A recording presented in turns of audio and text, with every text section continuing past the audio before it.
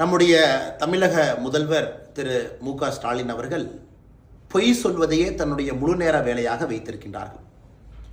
அவர் முதலமைச்சரான பிறகு எவ்வளவு பொய் சொல்லியிருக்காருன்னு பார்த்தீங்கன்னா, அந்த குற்றங்கள் அடுக்குனீங்கன்னா அதுக்கு நீங்கள் பக்கத்தை வைத்து நிரப்ப முடியாது. இன்று அவர் சொல்லியிருக்கக்கூடிய மற்றும் ஒரு பொய், நம்முடைய மாண்புமிகு பாரத பிரதமர் திரு நரேந்திர மோடி அவர்கள் தமிழர்கள் அவமதித்து பேசிட்டாங்க ஒரிசால தேர்தல் பரப்புரையின் பொழுது. இது முதலமைச்சருக்கு சரியாக படிக்கிறது இல்லை, யாரோ எழுதி கொடுத்ததை பார்த்துட்டு இன்னொருத்தர் கொடுப்பாரு, யாரோ அறிக்கை டைப் அடித்து அவர் ட்விட்டரில் போட்டிருப்பாங்க. அதனால் இந்த பதிவு குறிப்பாக தமிழகத்தினுடைய முதலமைச்சர் திரு மு.க. ஸ்டாலின் அவர்களுக்கு அவருக்கு என்னென்னு முதல்ல தெரியணும், அவருக்கு முதல்ல புரிஞ்சாதான் அவருக்கு இருக்கிற அட்வைசருக்கு சரியாக சொல்லி அவங்க கரெக்டாக அதை ட்விட்டர்லாம் கரெக்டாக எழுதுவாங்க. மாண்புமிகு தமிழக முதலமைச்சர் திரு மு.க. ஸ்டாலின் அவர்களே, ஒரு விஷயத்தை நீங்கள் புரிஞ்சுக்கணும். இந்தியாவை பொறுத்தவரை இந்தியாவுடைய பிரதமராக யார் வரணுமோ இந்த நாட்டில் பிறந்திருக்கணும், இந்த மண்ணின் மைந்தராக இருக்கணும். அதான் அரசியலுடைய அடிப்படை அம்சம். தமிழகத்தினுடைய முதலமைச்சராக யார் வரணுமோ அவர் தமிழனாக இருக்கணும், நம்ம ஊரில் இருக்கணும், மக்களுடைய பண்பை நாகரிகத்தை கலாச்சாரத்தை புரிஞ்சிருக்கணும். அதே போல் கர்நாடகாவில் யார் வரணுமோ அந்த ஊரில் இருந்திருக்கணும், தெலுங்கானாவில் யார் வரணுமோ அந்த ஊரில் இருக்கணும். இன்னைக்கு ஒரிசாவுடைய பிரச்சனை என்னன்னா, இந்த மண்ணின் மைந்தர் என்பதை அடிப்படையில் மாற்றி பிஜு ஜனதாதள் கட்சி, அங்கே இருக்கக்கூடிய முதலமைச்சர் நவீன் பட்நாயக் அவர்கள் 25 ஆண்டுகளாக முதலமைச்சராக இருக்கிறாங்க. அவருக்கு 12 ஆண்டுகளாக பிரைவேட் செக்ரட்டரியாக இருந்த ஒரு மனிதர் வி.கே. பாண்டியன் என்பவர், தமிழ்நாட்டை பூர்வீகமாக கொண்டவர். அவர் IAS அதிகாரியாகி பஞ்சாப் கேடரில் கிடைச்சது.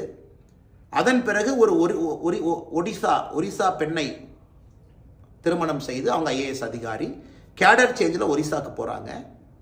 12 ஆண்டுகள் நவீன் பட்நாயக் அவங்களுடைய செக்ரட்டரி, பிரைவேட் செக்ரட்டரியாக இருக்கிறாங்க. அதன் பிறகு சமீபத்தில் தன்னுடைய IAS பதவியை ராஜினாமா செய்துவிட்டு பிஜு ஜனதாதள் கட்சியில் இணைந்து இன்னைக்கு பிஜு ஜனதாதள் கட்சியினுடைய தேர்தல் பரப்புரை முகமாக இருக்கிறாங்க. உங்களுக்கு தெரியும், ஒரிசா அரசியலை யார் ஃபாலோ பண்ணுறாங்களோ தெரியும். யாரும் கூட நவீன் பட்நாயக் அவர்களை சந்திக்க முடியாது.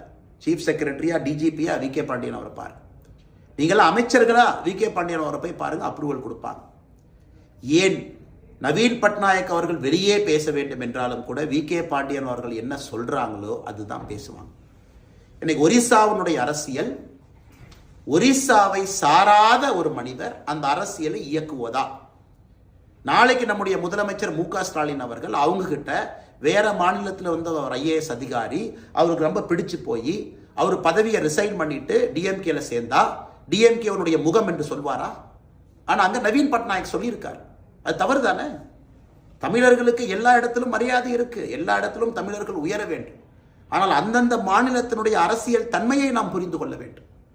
இன்னைக்கு பிரதமர் அவர்கள் பேசியிருப்பது பூரி ஜெகநாதர் ஆலயத்தினுடைய கருவூலத்தினுடைய சாவி அது காணாமல் போயிடுச்சு. யாரோ திட்டம் போட்டு அதை மறைச்சிருக்கிறாங்க.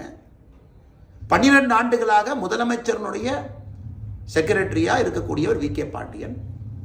அப்ப அந்த சாவி எங்க போச்சு? அதுக்கு ஒரு கமிட்டி எல்லாம் போட்டிருக்காங்க. இன்னைக்கு ஒரிசால பாரதிய ஜனதா கட்சியினுடைய உறுதிமொழி, நாம் அங்கே ஆட்சிக்கு வரும்பொழுது அந்த சாவியை கண்டுபிடித்து திரும்ப கொண்டு வந்து பூரி ஜெகநாதர் அவர்களுக்கு எந்த மரியாதை செய்ய வேண்டுமோ நாம் செய்வோம். அந்த சாவி யார் கண்ட்ரோல்? அங்க முதலமைச்சரே டெக்னிக்கலா வி.கே. பாண்டியன் அவர் தானே. அந்த சாவி எங்க போயிருக்கு? அந்த சாவி யார் எடுத்து வெளியே கொடுத்திருக்காங்க? இதுதான். அதனால் முதலமைச்சர் புரிந்து கொள்ள வேண்டும். மு.க. ஸ்டாலின் அவர்கள் அவருடைய அறையை தாண்டி இந்தியாவில் என்ன நடக்குதுன்னு தெரிஞ்சுக்கணும். நாளைக்கு வேறு மாநிலத்தை சார்ந்த ஒருவர் டிஎம்கேல இணைஞ்சு முதலமைச்சர் அவருக்கு நெருக்கமானா அவரை தமிழகத்தினுடைய முதலமைச்சர் வேட்பாளர் திமுக அறிவிக்குமா? அப்போவெல்லாம் மண்ணின் மைந்தர் நம்ம பேசுறோமல்ல, அதே மாதிரி தானே ஒரிசாலையும் பேசுவாங்க. தமிழ்நாட்டில் மண்ணின் மைந்தர் இங்க இருக்கும் நம்ம பேசுறோம், நாம ஒரிசாக்கு மட்டும் தனி நியாயமா? அந்த இடத்துல இதை போன்ற குற்றத்தை பாரத பிரதமர் நரேந்திர மோடி அவர்கள் மக்களின் முன்பு குற்றம் சுமத்தி வச்சா எப்படி தப்பாகும்? அதை கண்ட்ரோல் பண்றவர் வேறு மாநிலத்தில் வந்து உட்கார்ந்துருக்காங்க. ஒரிசா மக்களுக்கு மரியாதை கலாச்சாரத்துக்கு வந்து முன்னுரிமை கொடுக்காம பிஜு ஜனதாதள் வந்து இன்னொருத்தரை ப்ரொமோட் பண்றாங்க. நாங்கள் ஒரிசால பிறந்த ஒருத்தரை ஒரிசாவுடைய முதலமைச்சராக ஆக்குவோம்னா என்னங்க தப்பது? அதனால் முதலமைச்சர் அவர்கள் தயவு செய்து புரிந்து கொண்டு பேச வேண்டும். பிரதமர் அவர்களுக்கு தமிழக மக்களின் மீது அளவரிய அன்பு, மதிப்பு, மரியாதை இருக்கு. அதுக்குன்னு தமிழ்நாட்டுக்காரங்க எல்லாத்தையும் கொண்டு போய் இந்தியாவில் இருக்கிற எல்லா மாநிலத்தினுடைய முதலமைச்சர் ஆக்க முடியுமா? ஒரு நாளில் தமிழகத்திலிருந்து ஒரு பிரதமர் வந்தால் நீங்களும் நானும் சந்தோஷப்படத்தான் போறோம். ஏன்னா பிரதமராக வருபவருக்கு இந்த மாநிலம் என்கின்ற அடைமொழி இல்லை. ஆனால் இன்னைக்கு அந்தந்த மாநிலத்தில் இருப்பவங்க அந்த மாநிலத்துக்கு முன்னுரிமை கொடுக்கும் பொழுது ஒரிசால மட்டும் எப்படி பிஜு ஜனதாதள்ல நவீன் பட்நாயக் அவர்கள் இதை அனுமதிக்கலாம். அதுதான் இன்னைக்கு அரசியல் பிரச்சனை. அதனால் மாண்புமிகு முதலமைச்சர் அவர்களே, நீங்கள் பொய் சொல்வதை தயவு செஞ்சு மறுபடியும் நிறுத்திக்க.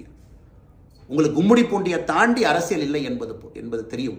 அப்படி இருக்கும் பொழுது பிரதமரின் மீது இது போன்ற பழி சொல்லை சுமத்துவது இது வன்மையாக கண்டிக்கத்தக்கது மட்டுமல்ல, இது ஆரோக்கியமான செயலும் கூட இல்லை மாண்புமிகு முதலமைச்சர் அவர்களே. இது மூலமாக நம்முடைய தமிழக மக்களுக்கும் கூட முதலமைச்சருடைய பொய்யை எங்களுடைய முகநூல் பக்கத்தின் மூலமாக சொல்வதற்கு நாங்கள் கடமைப்பட்டிருக்கின்றோம். நன்றி, வணக்கம்.